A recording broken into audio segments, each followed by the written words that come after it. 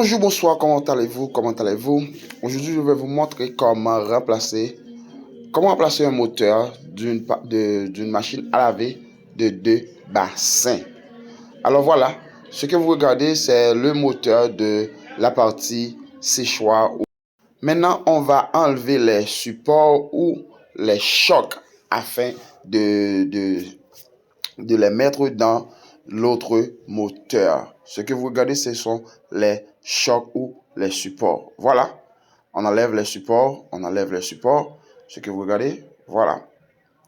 On essaie, vous savez que je suis en train de travailler avec une seule main et l'autre main tient la caméra. Et voilà. Maintenant, on va essayer d'enlever cette petite chose-là. C'est ce qui fait la liaison entre le moteur et le bassin séchoir. Maintenant, on va essayer d'enlever ce petit vis-là. Vous voyez? On va essayer de l'enlever. Voilà.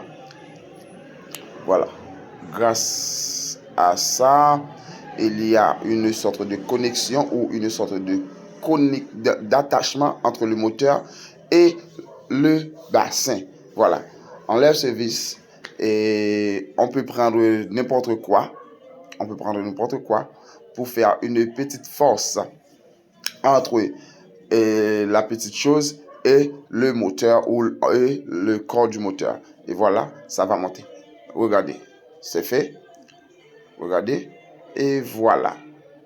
Voilà, ainsi. OK? Vous voyez, ainsi. Voilà. Vous savez que je suis en train de travailler avec une seule main. Et, OK. Et voilà, c'est fait. C'est fait. Maintenant, on va prendre l'autre moteur.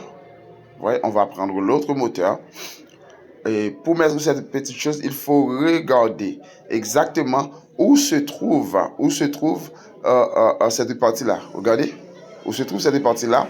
Et on va mettre la face de cette partie-là vers la direction du vis. Afin que lorsque vous mettez le vis, ça va coller ou ça va attacher ou ça va faire la liaison entre cette petite chose et le moteur pour éviter que le moteur tourne, mais le bassin ne tourne pas. Voilà, vous regardez le vis face avec cette petite chose. Maintenant, on va mettre la petite vis. Voilà, on va mettre la petite vis. Comme vous regardez, voilà, on va mettre la petite vis. Et n'oubliez pas que vous êtes sur la chaîne Nini Frigoriste. Ici, on essaie de vous aider à réparer certaines choses ou certaines choses ménagères ou votre réfrigérateur, votre frigeur, votre machine à laver, pour ne pas dire encore, votre climatiseur.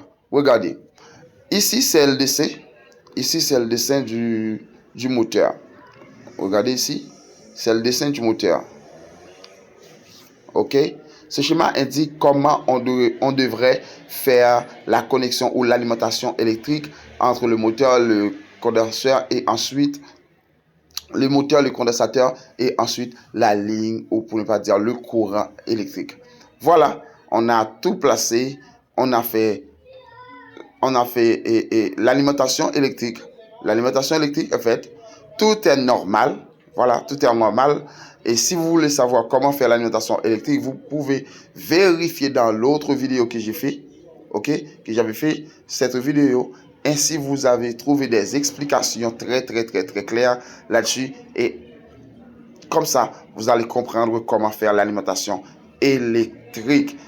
Mesdames et messieurs, c'était réellement bien. Regardez, on va tester la machine.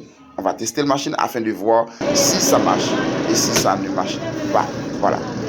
C'est la partie séchoir, ça marche. Vous voyez, c'est la partie séchoir, ça marche. Maintenant, on va vérifier dans la partie lavage. Encore la partie séchoir, ça marche à merveille. On regarde la partie lavage, regardez, ça marche. Voilà.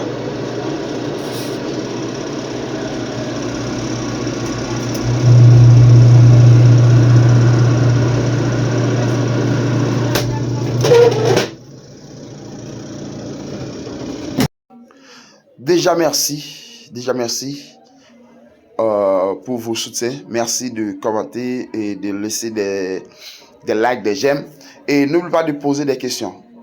Cela me ferait un grand plaisir. Bye bye, à la prochaine pour une autre vidéo.